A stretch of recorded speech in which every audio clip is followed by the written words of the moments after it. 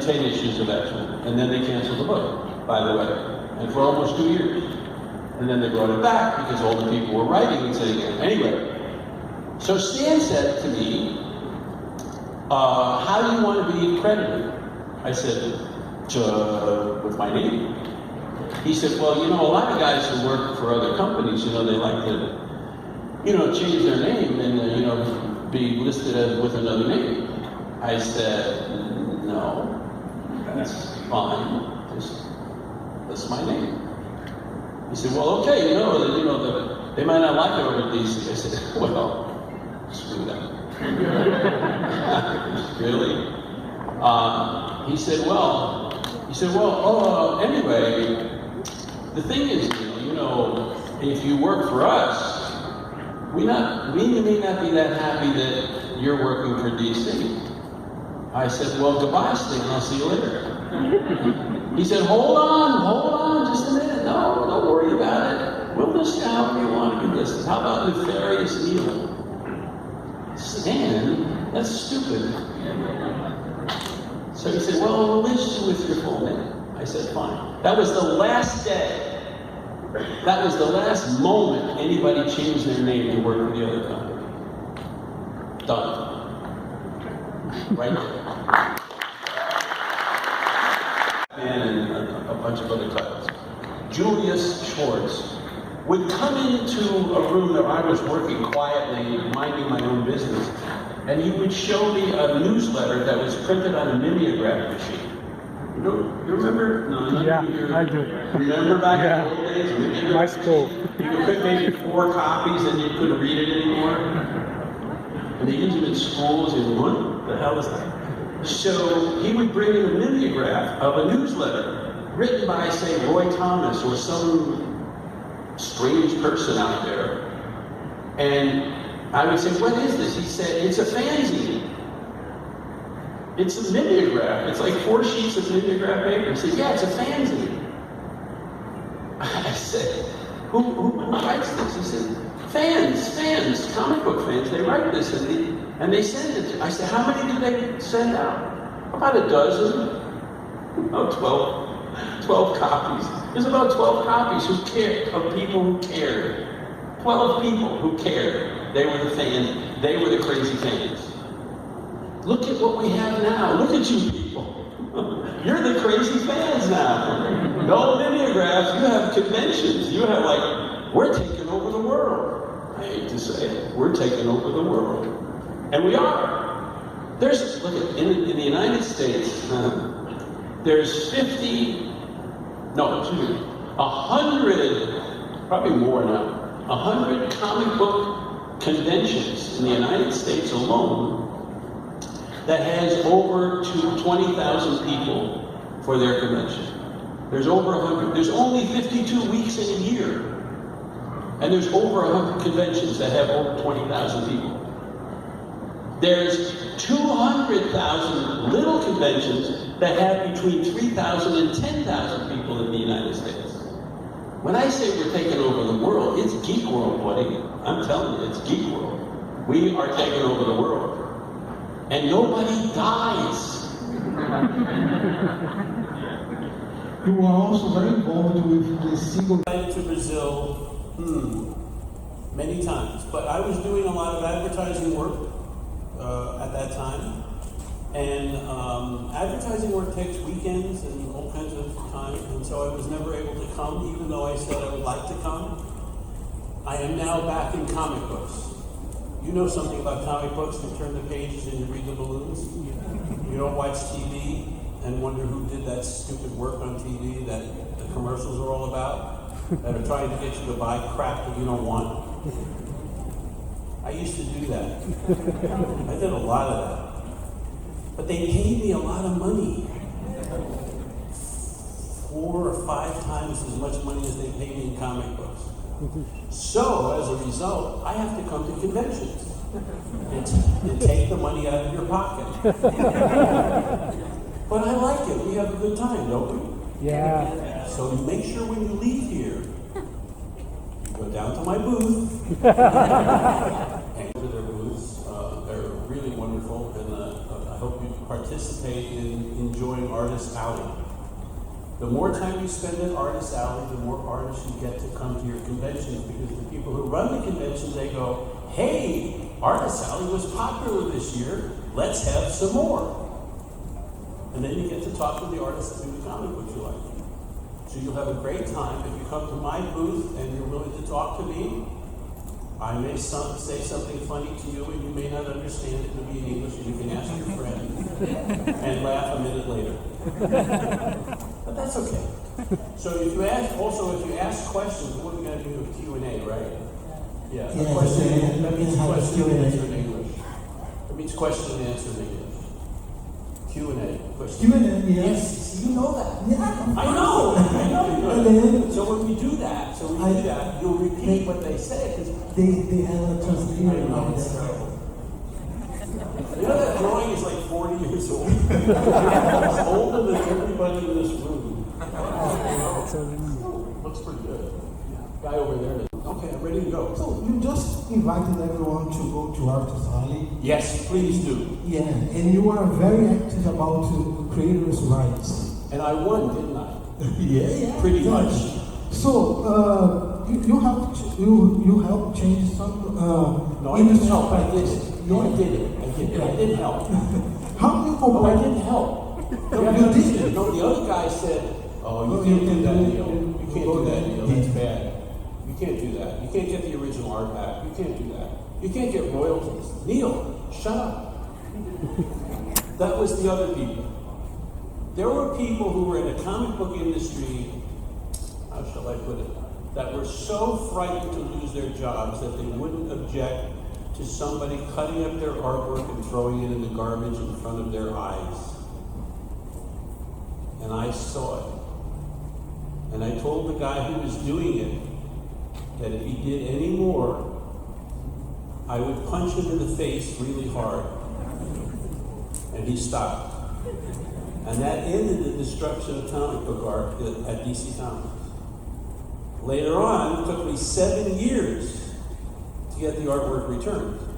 7 years of arguing with lawyers, arguing with publishers, and convincing them that they were stupid.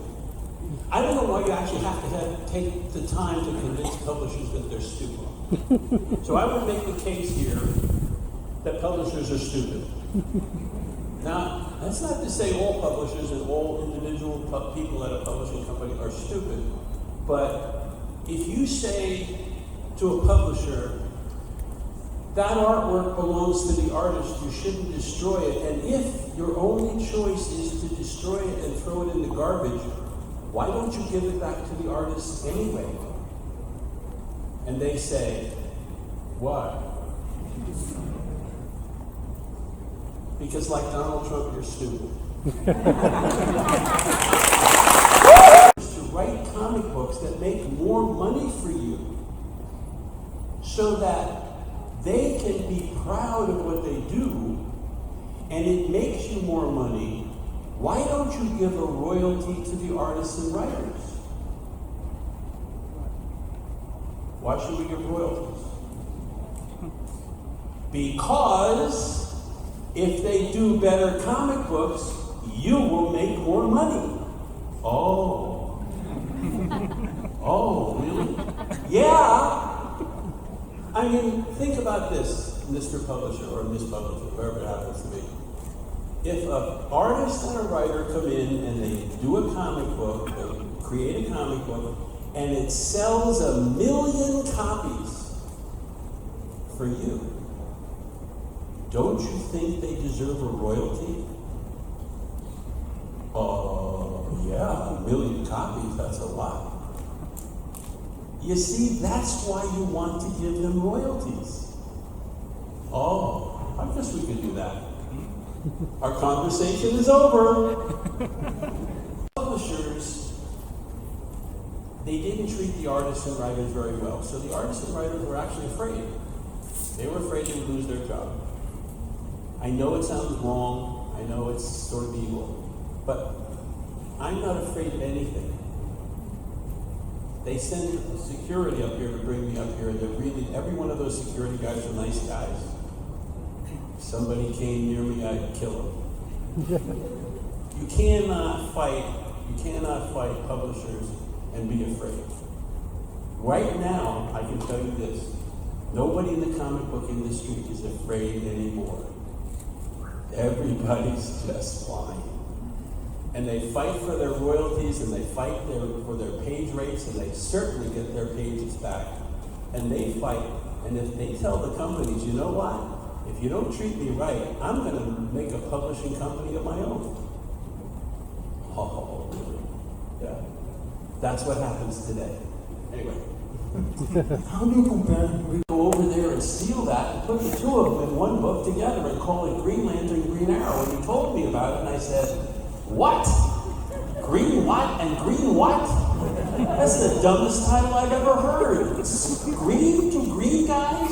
What the hell is that? It'll work, don't worry. Okay. Apparently it did. I had to redesign the logo, squish it together so both of the names would fit. And we changed comics. Oh, by the way, Denny, Neal, and I changed comics. The whole face is comics. That's what we have now today. Because everybody said, you can't do that. And we said, nobody's looking. And they weren't. Oh, by the way, theme, publishers are stupid. Remember? They didn't read Green Lantern, Green Arrow. Everything we did came as a surprise. We did a takeoff of Spiro Agnew, who was Richard Nixon's vice president the first term. I know you don't care about Spiro Agnew, but he was an a-hole. Okay? He was an awful, awful person. And so we drew him in the comic book as an awful, awful person who took care of a school with little girls, and especially had a little girl with a lot of power who looked very much like Richard Nixon. The ugliest little girl in comics. And the governor of, we did the book, nobody said anything, but the governor of Florida wrote a letter to DC Comics, and they said, how outrageous for you to lampoon Spiro Agnew like that in your comic book. If you ever do that again, I will see to it that DC Comics are not distributed in the state of Florida. So the publishers came to me, and they said, look at this letter. I said, yeah? I said, didn't you read the comic? Well, that's beside the point. Florida doesn't recognize is that the little girl is Richard Nixon. Because he's stupid. Well, what are we going to do about it? I said, well, like it says in the letter, I guess we won't do it again. So we already did it. It's done. What are you crying about? It's done. It's all gone. That's how stupid they were. Everything that we did. Oh, there's a character that reminds you of Jesus Christ. Oh, really? Didn't you read it? We had it right there. In the last thing, Green Lantern blows up a plane, and Christ dies on a... Look, didn't you read it, guys? No, not until the drug issue. Then they read that. Did you have problems with Comics Code Authority? Of what? Comics Code Authority for the stories? Comics Code Authority, yeah. The Comics Code Authority didn't like a lot of things, but I snuck by the Comics Code Authority all the time because I made friends with them. I'm a very good political person. Oh, yes. I went down and visited the Comics Code Authority and told them I was their friend. And everything would be taken care of. And so I wanted to have, I'll give you an example. I wanted to have, in the X-Men, I wanted to have a vampire.